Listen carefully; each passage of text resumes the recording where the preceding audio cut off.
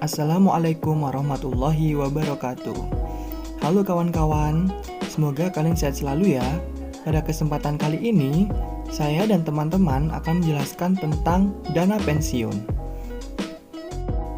Sebelum mengetahui lebih lanjut tentang dana pensiun, kami akan memperkenalkan kelompok kami. Kami dari kelompok 2 beranggotakan Hafiz Tri Irawan, Julia Afria, Sarul Dimas Ramadhani, Ulfi Wahyuning Rohmah, dan Yulinda Permatasari. Latar belakang dana pensiun.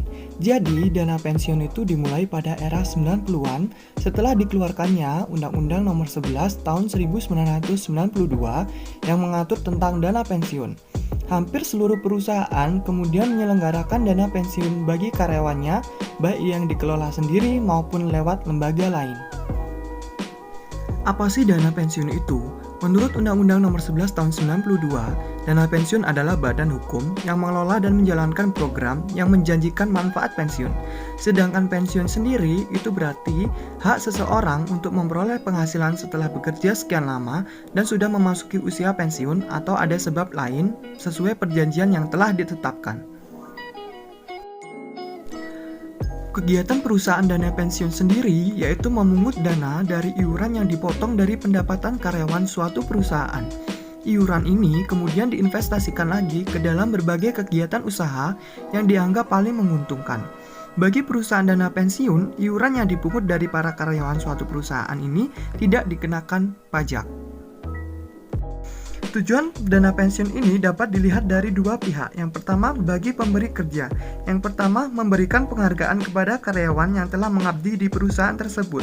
Yang kedua, agar di masa tua, karyawan tersebut tetap dapat menikmati hasil yang diperoleh ketika bekerja. Yang ketiga, memberikan rasa aman bagi seluruh karyawan. Yang keempat, meningkatkan motivasi karyawan. Dan yang terakhir, meningkatkan citra perusahaan.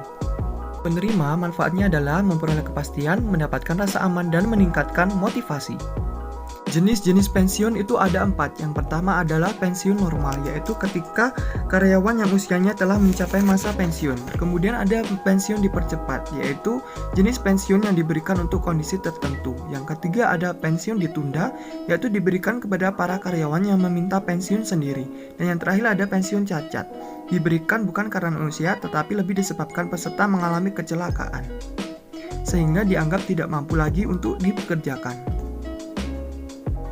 Menurut Undang-Undang Nomor 11 Tahun 1992, jenis-jenis dana pensiun itu ada 2. Yang pertama itu dana pensiun pemberi kerja atau DPPK, dan yang kedua ada dana pensiun lembaga keuangan. Sistem pembayaran dana pensiun menurut keputusan Menteri Keuangan itu ada 2. Yang pertama ada program pensiun manfaat pasti atau PMPP. Pembayaran melalui PMPP ini dihitung dengan rumus MP sama dengan FPD kali MK kali PDP, di mana MP adalah manfaat pensiun, FPD adalah faktor penghargaan dalam desimal maksimal 2,5%, MK adalah masa kerja, dan PDP adalah penghasilan dasar pensiun. Kemudian ada program pensiun iuran pasti atau PIPP, di mana melalui PIPP ini rumusnya adalah IP sama dengan 3 kali FPD kali PDP, di mana IP adalah iuran pensiun, FPD faktor penghargaan per tahun dalam desimal, dan PDP adalah penghasilan dasar pensiun per tahun. Berdasarkan Undang-Undang Nomor 11 Tahun 1992, penyelenggaraan program pensiun didasarkan pada asas-asas sebagai berikut. Yang pertama, asas keterpisahan kekayaan dana pensiun dari kekayaan badan hukum pendirinya. Yang kedua, asas penyelenggaraan dalam sistem pendanaan. Ketiga, asas pembinaan dan pengawasan. Keempat, asas penundaan manfaat. Dan yang terakhir, asas kebebasan untuk membentuk atau tidak membentuk dana pensiun.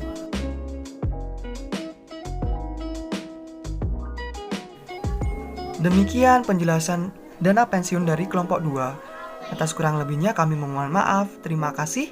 Wassalamualaikum warahmatullahi wabarakatuh.